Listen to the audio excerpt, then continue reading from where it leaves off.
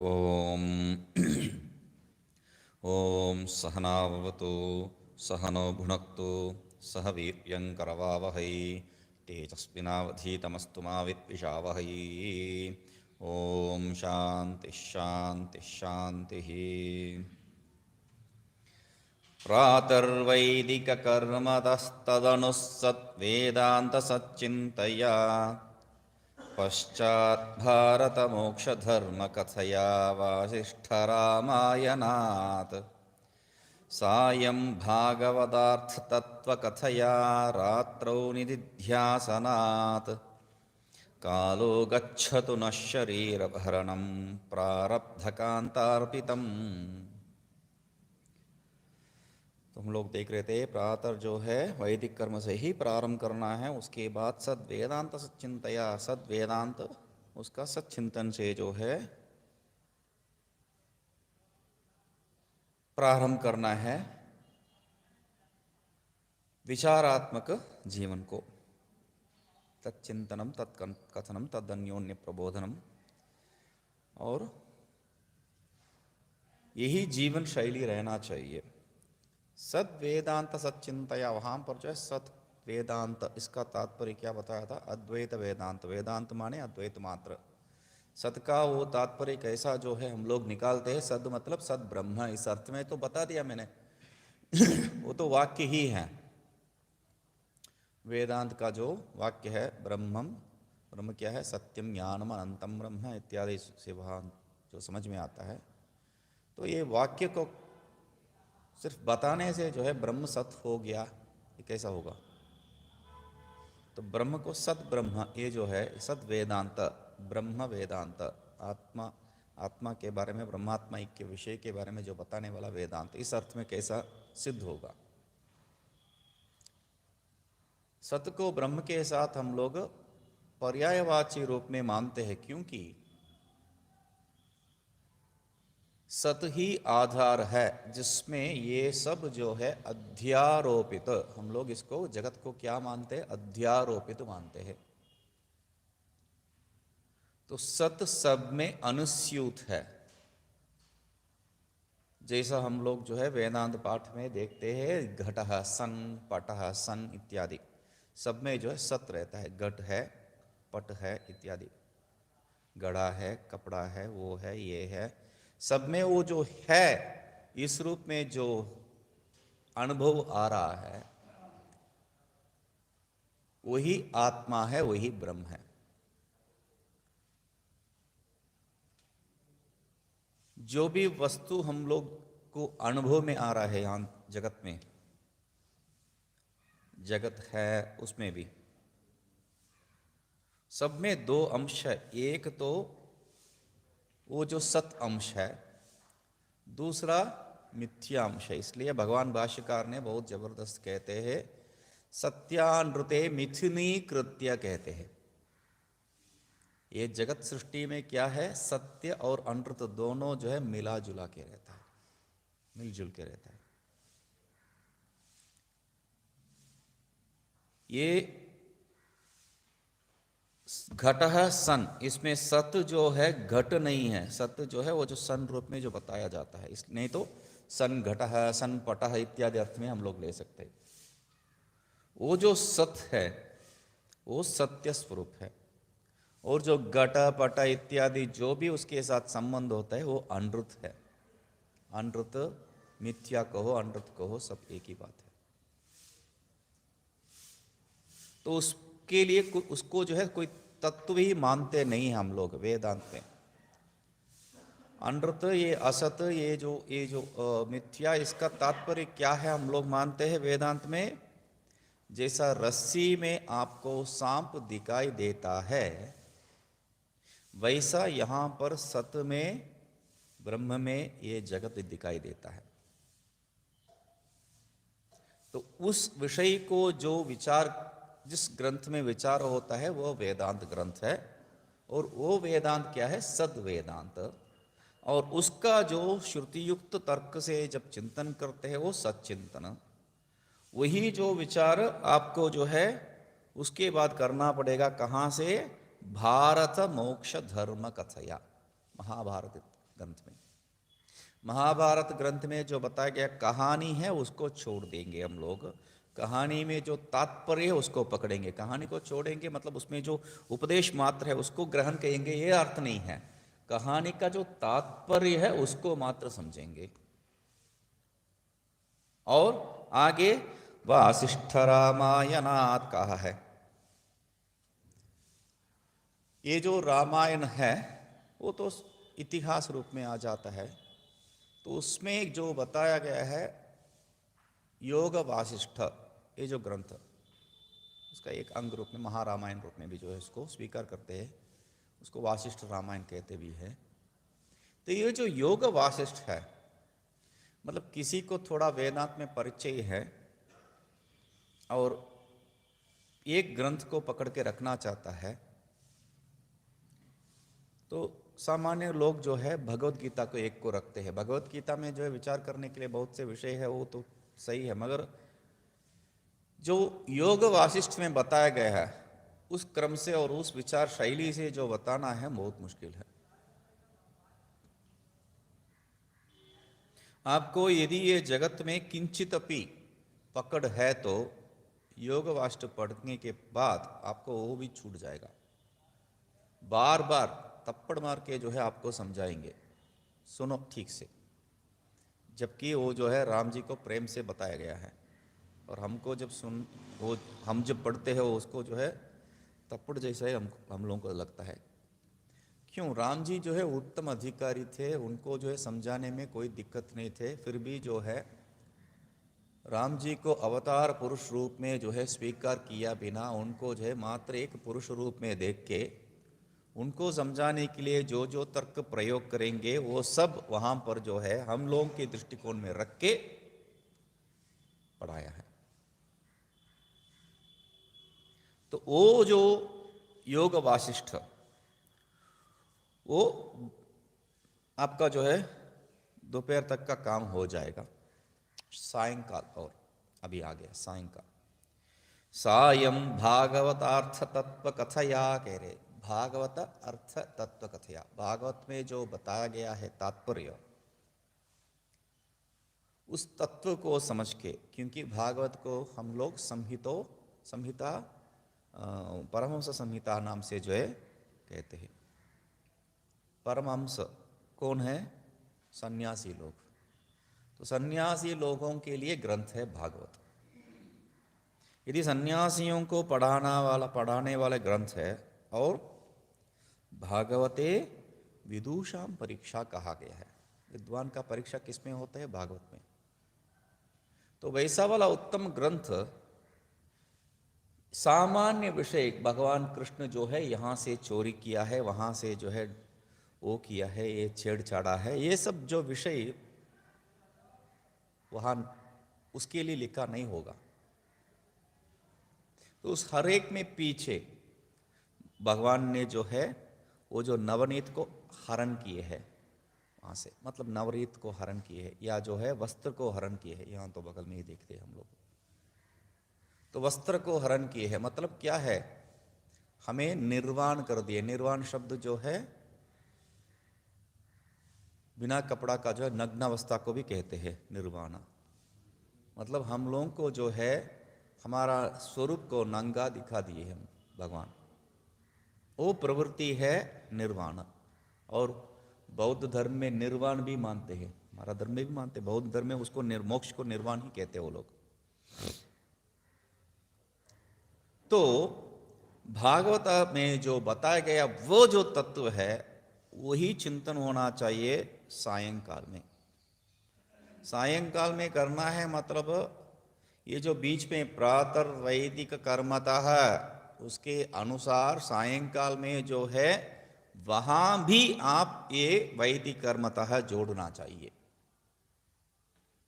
जब भी वैदिक कर्म का जो है विधि है उस समय वो वैदिक कर्म ही करना चाहिए, उसके बाद ये सब कर्म।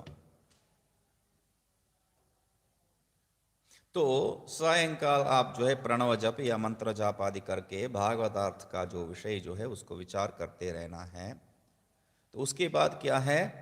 रात्रौ निदिध्यासनात्, ये जो प्रातः काल से रात्रि तक जो पढ़े थे, जिसको चिंतन कर रहे थे, चिंतन मतलब क्या है, एक प्रकार का वो मनन ही है।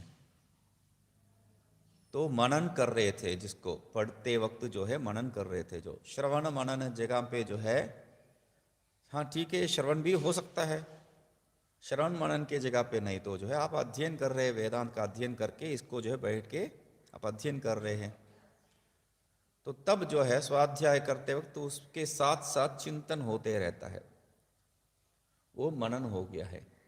अभी रात्रि में जो श्रवण मनन जो हुआ है, जो स्वाध्याय और मनन जो हुआ है, उसके आधार पर निधिध्यासन करना है, उसी में डट के रहना है, ध्यान कहते हैं निधिध्यासन। मतलब आपका जो हृदय रात में सोते वक्त इसी चिंतन से आप जब सोएंगे, वो जो है कंटिन्यू आपको जो है रात में स्वप्नावस्था में भी इसी का, स्वप्नावस्था यदि आ रहा है, यदि हो रहा है, तो तब भी जो है इसी विषय के ऊपर होता है। यदि आप जो है बड़े बड़े यज्ञ किया हो, तो मतलब स्वयं बैठ के जो है अग्नि जला के आप कर रहे हैं, या गाड़ी चला रहे हैं रात में, आपको ये अनुभव होगा। रात में यदि गाड़ी चला रहे हैं और सामने जो है जो लाइट बाकी दूसरा गाड़ी का जो है आंख में मारते रहता है ना, तो आंख बंद करने के बाद भी जो है वो लाइट दिखाई देते रहता है बीच बीच में। तो स्वप्न में भी कभी कभी जो है गाड़ी को लेफ्ट या राइट में घूमते रहेंगे, घुमाते रहेंगे हम लोग।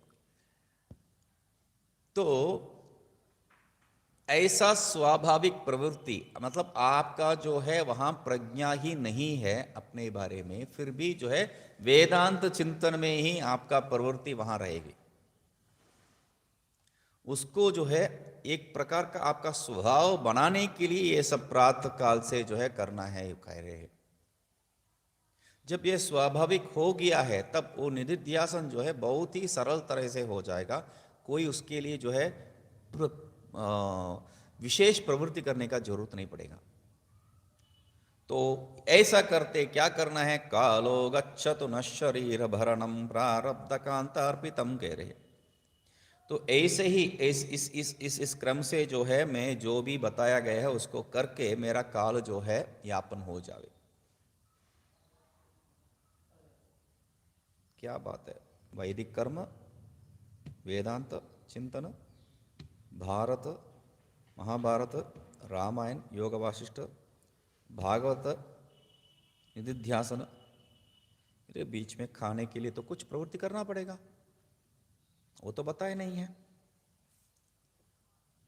तो उसके लिए क्या कह रहे हैं, न शरीर भरणम प्रारब्ध कांतार्पितम कह दिए हैं। आपका अस्माकम नहा, हम लोगों का जो शरीर का भरण, शरीर को धारण करने के लिए और भरण करने के लिए जो प्रवृत्ति है, वो हम अपने हाथ में डोके नहीं जा रहे हैं, हम जो है अपना अहंग से नहीं कर रहे हैं। वो क्या है, प्रारब्ध कांता अर्पितम, प्रारब्ध रूपी जो कांता है उसको हम लोग समर्पण कर दिए हैं। कहीं कहीं प्रारब्ध कंठार्पितम भी है, प्रारब्ध को हम लोग प्रारब्ध का गले में ये जो है लगा दिए है। मतलब इसमें एक बहुत काल से एक विचार, ये जो झगड़ा है, जैसा मेरा पार्टी ठीक है या तुम्हारा पार्टी ठीक है, स्त्री बड़ा है या पुरुष बड़ा है, ऐसा जैसा विचार चलता है, वैसा वेदांत में ये विचार जो है बहुत काल से चल रहा है और बहुत आगे भी चलेगा। वेदांत में जो भी प्रवेश करते हैं वो प्रथम प्रश्न यही पूछते हैं, सब प्रारब्ध ही है तो पुरुषार्थ का क्या महिमा है। नहीं, पुरुषार्थ करना पड़ेगा, तब प्रारब्ध का क्या वैल्यू है वहां पर। तो मतलब प्रारब्ध या पुरुषार्थ, ये झगड़ा जो है बहुत समय से चल रहा है। इसलिए भर्तृहरि अपना जो है वो जो शतक त्रय किए है, उसमें प्रारब्ध को मुख्यत्व दे के कुछ श्लोक और पुरुषार्थ को मुख्यत्व दे के कुछ श्लोक किए हैं। प्रारब्ध ही बड़ा है बोल के पहले सिद्ध करेंगे, उसके बाद पुरुषार्थ ही बड़ा है वो भी सिद्ध करेंगे। तो यहां प्रारब्ध या पुरुषार्थ बताए ना, प्रारब्ध कांतार्पितम, प्रारब्ध कांतार्पितम, प्रारब्ध कांता के साथ प्रारब्ध कांता को जो है समर्पण कर दिया गया है। मगर शुरू से प्रातः काल में क्या करना है, वैदिक कर्म करना है, उसके बाद वो करना है, इसके बाद ये करना है, अंतिम में क्या करे, प्रारब्ध कांतार्पितम कह रहे। ये कैसा जो है तालमेल होगा, समझना है। प्रारब्ध या पुरुषार्थ, इस प्रश्न का सिंपल से उत्तर यही है। प्रारब्ध मतलब पहले क्या है वो समझ लेना। प्रारब्ध मतलब एक पैकेज है। हम लोगों का जो जाति जिस प्रकार का शरीर धारण करना है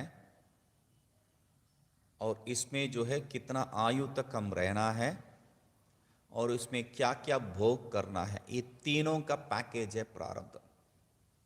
ये शरीर क्या है, प्रारब्ध का एक पैकेज है। इसमें क्या है, पहले किस प्रकार का शरीर धारण करना, दूसरा कितना साल उसमें जो है जीना और किस किस प्रकार का भोगों को, सुख दुखों को अनुभव करना, ये तीनों तय हो रखा है प्रारब्ध के कारण, प्रारब्ध के द्वारा।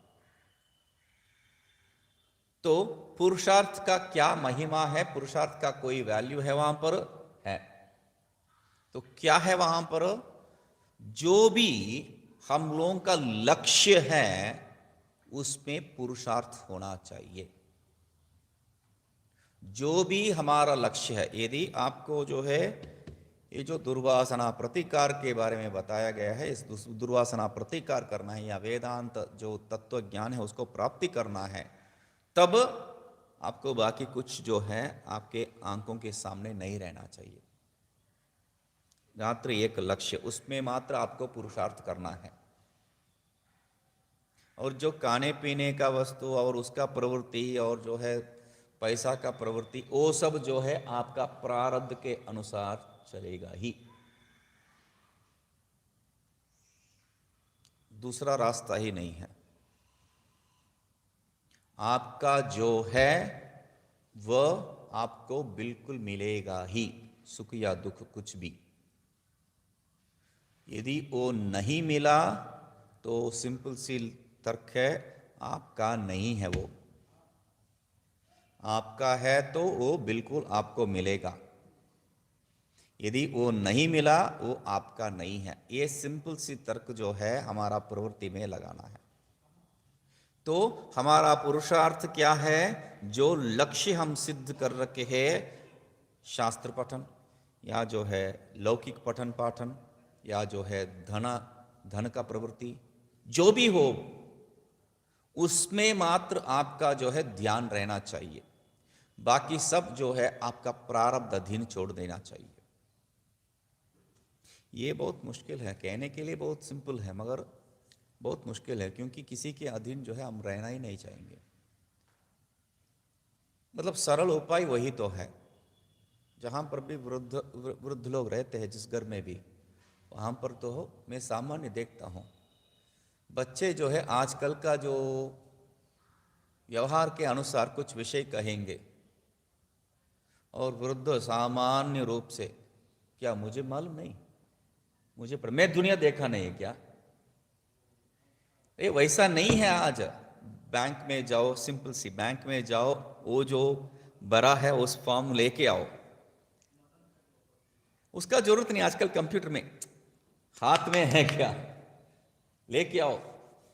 ये जो पासबुक है उसको लेके जाके भर के लेके आओ। सामान्य चीज, उनको जो है हाथ में वो पासबुक में वो जो पैसा जितना डाला है, जितना निकाला है, वो सब जो है रहने से ही उनको तसल्ली है। हम लोग जो है आजकल कंप्यूटर में डाल के वो प्रिंट आउट निकाल के है यहाँ पर, नहीं नहीं नहीं मेरा पासबुक में नहीं है, लेके आओ उसको। मतलब क्या है यहाँ तात्पर्य, उनको मजाक उठाने नहीं है, क्या है, उनको देखने के लिए कोई जो है वहां पर बैठे हैं, उनकी जिम्मेदारी लेके जो है कोई बैठे हैं, मगर उनको समर्पण करने का जो है क्षमता नहीं होता हम लोग को। कोई तो देखभाल कर रहे, कोई बात नहीं, छोड़ दो। हॉस्पिटल में बैठा तो नर्स डॉक्टर इत्यादि छोड़ दो उनके हाथ में, नहीं तो आप क्या दवाई दे रहे हैं। मगर इससे जो है ये दवाई खाने से डॉक्टर को पढ़ाएंगे, ये दवाई खाने से जो है वो दिक्कत होगा, वो नुकसान होता है। तो ये जो हम लोग जो उनका शरण में छोड़ना, दूसरे के शरण में छोड़ना, मतलब दूसरे को जो है प्रारब्ध रूप में देख के उनका हाथ में जो है जीवन छोड़ना, ये इतना सामान्य विषय नहीं है। तो इसलिए क्या कह रहे हैं, प्रातः से जो है रात्रो निदिध्यासन तक हमारा पुरुषार्थ प्रवृत्ति है, और शरीर भरणम नह नह शरीर भरणम तो प्रारब्ध कांतार्पितम। हमारा शरीर का धारण क्या है, प्रारब्ध का अनुसार चलने दो, कोई दिक्कत नहीं। तो ये उपदेश, ये जो पहला उपदेश, ये जो पहला श्लोक से जो उपदेश मिल रहा है, इतना काफी है, आगे जाने का जरूरत ही नहीं है। बाकी 9 श्लोक जो है बेकार की है,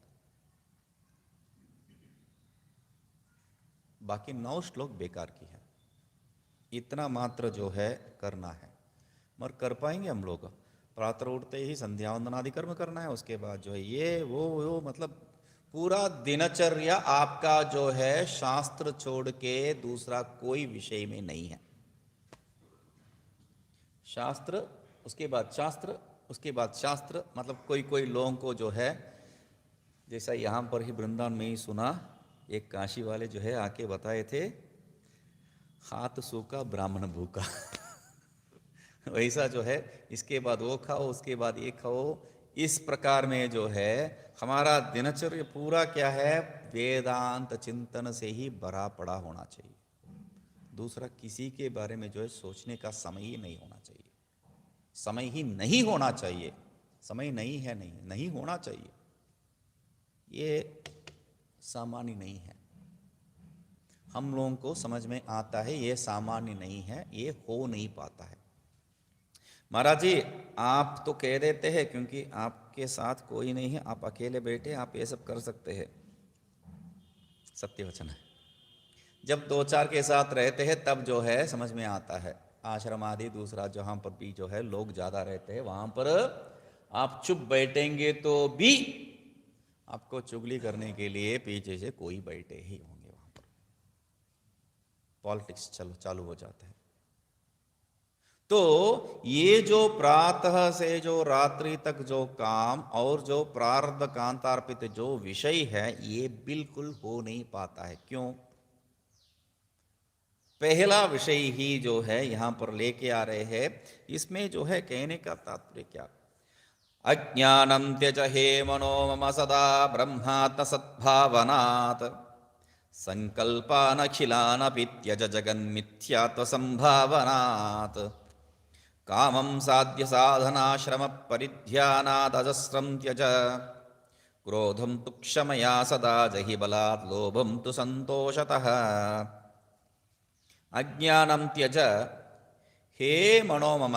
जहाँ पर भी जो है ये इस विषय का मतलब मन के साथ संबंध, मनोवृत्ति के साथ संबंध है, उसमें सब इस पद को जोड़ लेना चाहिए। हे मनोमम, हे मेरा मन, इस अर्थ में जो है हे मनोमम सदा ब्रह्मात्म सद्भावनात् संकल्पान अखिलान अपि त्यज जगत मिथ्यात्व संभावनात् कामं साध्य साधनाश्रम परिध्यानात् अजस्रं त्यज क्रोधं तु क्षमया सदा जहि बलात् लोभं तु संतोषतः।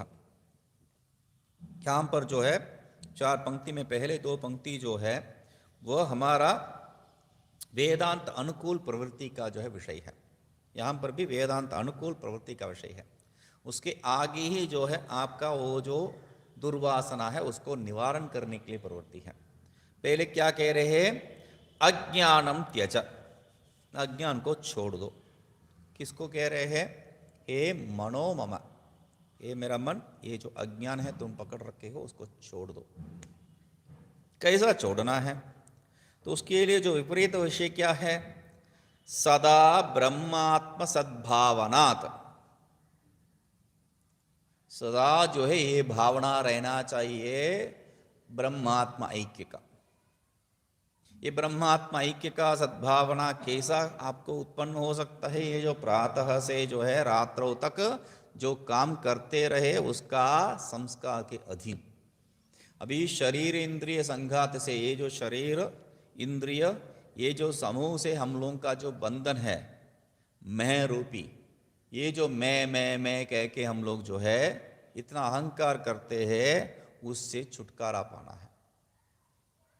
तो उसके लिए क्या कह रहे हैं? अज्ञानम त्यज, अज्ञान को छोड़ो। पहले अज्ञान को छोड़ो मतलब हाँ छोड़ दिया महाराज, तुरंत हम लोग कहा है और तुरंत उसने छोड़ दिया, अज्ञान को छोड़ दिया। अरे अज्ञान क्या चीज है वो तो समझना चाहिए। अज्ञान क्या है? अज्ञान, अविद्या, माया, मिथ्या, तमह, ये सब बहुत से शब्द से जो है कहा गया एक ही विषय है। भगवान भाष्यकार उसको जो है भाष्य में बहुत बढ़िया से जो है शब्द अतस्मिन् तद बुद्धिरित्यवोचामा कहती। अतस्मिन् तद बुद्धि, जो ऐसा नहीं है उसमें ऐसा है, ये बुद्धि को अज्ञान मानते हैं। तो योग सूत्र में इसको जो है बहुत बढ़िया से व्याख्या कर दी। ये भी समझ में नहीं आता, तस्मिन् तद बुद्धि मतलब उसमें नहीं है, उसमें वो है बुद्धि, समझ में नहीं आ रहा है तो वहां कह दिए है सुख दुख पुण्य विषयानाम भावनातश्चित्त प्रसादनम कह दिए। नहीं वो भावना है यहाँ पर नित्य अशुचि, अनित्य अशुचि दुख अनात्मसु नित्य शुचि सुखात्मक ख्यातिर अविद्या। अविद्या का लक्षण कह रहे हैं। जो अनित्य है उसमें नित्यत्व बुद्धि, जो अशुचि है उसमें शुचित्व बुद्धि, और जो दुख रूपी है उसमें सुखत्व बुद्धि, यही अविद्या है। अनात्मा, जो अनात्मा है उसमें आत्म बुद्धि, यही अविद्या है। अतस्मिन् तद बुद्धि, इसका जो है छोड़ के दूसरा बढ़िया से लक्षण आपको नहीं मिलेगा। अज्ञान मतलब क्या है? जो ऐसा नहीं है उसमें ऐसा बुद्धि, मतलब जो सुख रूप नहीं है उसमें सुख रूप ऐसा बुद्धि, जो नित्य नहीं है उसमें नित्य है ये बुद्धि, जो अनात्मा है, जो आत्मा नहीं है उसमें आत्मा ये बुद्धि। तो ये जो अज्ञान है, हम लोग जो है जैसा कहते हैं, हम लोग चाहते हुए तोड़ी जो है इसको पकड़ते हैं, स्वाभाविक रूप से हम लोगों को हो जाता है। मतलब पेड़ चढ़ो और वहां जो फल है उसको खाओ, ये स्वभाव प्रवृत्ति है। हम लोग अभी देखे थे इस पाठ के पहले, चढ़ो और यहां पर बहुत से फल है उसको खाओ। बलून को फल मान के जो है लेके चले गया। तो ये जो प्रवृत्ति है हम लोगों का, अज्ञानम त्यज, उस अज्ञान को जो है स्वाभाविक रूप से जो चल रहा है उस अज्ञान को, जो सब में ये शरीर आदि में आज जो है विचार चल रहा था पंचकोश वेग का, इसके पहले पार्ट में जो है तैतृक में पंचकोश वेग का चल रहा था। वह शरीर आदि में जो है अन्नमय कोश, प्राणमय कोश, मनोमय, विज्ञानमय, आनंदमय, ऐसा पांचमय कोश को जो है हम लोग स्वीकार करते हैं, उसमें सब मैं हूं ये बुद्धि को छोड़ना है। मतलब इसको छोड़ना है, इसको छोड़ना है, इसको छोड़ना है, मतलब ऐसा जो है नहीं होता है। उस किसी के आधार पर किसी को पकड़ के ही इसको छोड़ सकते हैं। इसलिए क्या कह रहे हैं? ब्रह्मात्म सद्भावनात्, हमेशा ये भावना है ब्रह्मात्म सत इति, मैं ही वो जो ब्रह्मात्मा है, ब्रह्मात्मा ऐक्य, उसका सत्यत्व, और वो मैं ही हूं इस दृष्टिकोण से। क्योंकि ये सामान्य विषय नहीं है। जैसा जो है विचार सागर इत्यादि ग्रंथ में जो है आपको एक कहानी आता है, कोई अच्छा सा जो मंत्री है, बहुत बढ़िया मंत्री है वो, उसको वहाँ नाम भी दे दिया भरछुहू करके, बहुत बढ़िया मंत्री है। तो क्या है, अच्छा मंत्री है तो सबको जो है जलन होता ही उससे। तो कोई अकस्मात कोई कारणवशात जो है उनको उनका जो राज्य से दूसरा राज्य जाना पड़ा, कोई जो है वहाँ क्लेश को नाश करने के लिए, निवारण करने के लिए। सब लोग इनको चुन दिया, ये जा सकते, ये कर देंगे उसको। तो ये बरछू वहाँ गए थे। और बाकी सब उनका जो हित नहीं जानते हैं, तो वो लोग सब इकट्ठा होके मिलके जो है क्या कर दिए, बर्चू जो है मर गए है, वो जाते आते वक्त जो है रास्ते में मर गए बोल के राजा को बता दिया। राजा भी स्वीकार कर लिया बर्चू नहीं है बोल के। और आते वक्त जो है ये शब्द किसी के द्वारा जो है सुनाई दिया। वो जंगल में जो जा रहे थे वो उन्होंने बताया, अरे आपको मालूम है आपका जो आप ही का जो राज्य से वो जो मंत्री थे, बहुत अच्छा मंत्री थे बर्चू नाम के, वो मर गए हैं। अच्छा, आपको कैसा मालूम है? अभी उसी राज्य से आ रहा हूँ, सब लोग वही बात कर रहे, दुख मना रहे, शोक मना रहे। अच्छा, तो ये सुन के जो है बर्चू, जिनको जो है वो मैसेज मिला है, वो बहुत दुखित हो गया। अरे इस राज्य के लिए इतना कर रहा था मैं, और ये लोग जो है मेरा मरण का सुख मना रहे हैं। दुख क्या है वहां पर? तो इन्होंने बोला चलो भी तो मर ही गया, तो यहाँ रह के वहां जाके क्या फायदा है, तो वैसे ही जंगल में ही रह गए हैं। जब राजा जो है इस जंगल में गए हैं, तो तब इस बर्चू को सामने देख रहे, बर्चू को देख के डर, क्योंकि वो जो है भूत पिशाच है, भाग रहे हैं। मतलब जो नहीं है उसका जो डर है हम लोगों को बहुत ही सताता है। फियर ऑफ अननोन कहते हैं अंग्रेजी में, जिसके बारे में हम लोग नहीं जानते हैं उसका डर जो है, जिसके बारे में जानते हैं उससे भी ज़्यादा है। इसलिए जो माता या पिता जिस बच्चे को थप्पड़ मार देते हैं उनसे जो है बच्चे नहीं डरते हैं। जो माता या पिता जो है वो थप्पड़ का जो वो डर रखते हैं, ज्यादा किया तो बस ये डर जो है उनको ठीक से रखता है। अच्छा क्या होगा पता नहीं है, मार देंगे चुप। तो ये स्वभाव प्रवृत्ति है हम लोगों का, फियर ऑफ अननोन। तो वो भी जो है देखते हैं इनको जो है भूत मान लेते हैं और जो है भागते हैं, तब उसके बाद जो है समझ में आते हैं। मतलब अज्ञान, ये बर्चू है, ये अज्ञान, उसके कारण क्या है? भय। वैसा जो है वेदांत में हम लोग जो है हमेशा रस्सी शाम को लेके आ जाते हैं, रज्जु सर्प कह के। तो ये एक मित्र को मैं बता रहा था ये रज्जु सर्प, तो पाठ चला रहा था, तो अंतिम में आके वो सब समझ में आ गया। मगर राजू क्यों सर्प को लेके आ रहा है वापस? राजू कहाँ सर्प लेके आया भाई? रज्जू सर्प को जो है वो राजू सर्प मान लिया है। राजू क्यों सर्प लेके आ रहा है, राजू क्यों सर्प लेके आ रहा है? तो मतलब सब समझ में आ गया। वो एक छोड़ के कुछ भी नहीं है बात, वो समझ में आने से ही जो है वेदांत समझ में आएगा। तो रज्जु में सर्पत्व बुद्धि जैसा जो है अज्ञान कारण है, अज्ञान कार्य है, अज्ञान के कारण होने वाला अज्ञान कार्य है, वैसा जो है ये जगत में सत्यत्व बुद्धि जो है अज्ञान के कारण। तो इसीलिए क्या कह रहे हैं? संकल्पान अखिलान अपि त्यज जगत मिथ्यात्व संभावना कह के वहां पर लेके जा रहे हैं। हम लोग इसको देखेंगे। ओम पूर्णमदः पूर्णमिदं पूर्णात् पूर्णमुदच्यते पूर्णस्य पूर्णमादाय पूर्णमेवावशिष्यते। ओम शांति शांति शांति।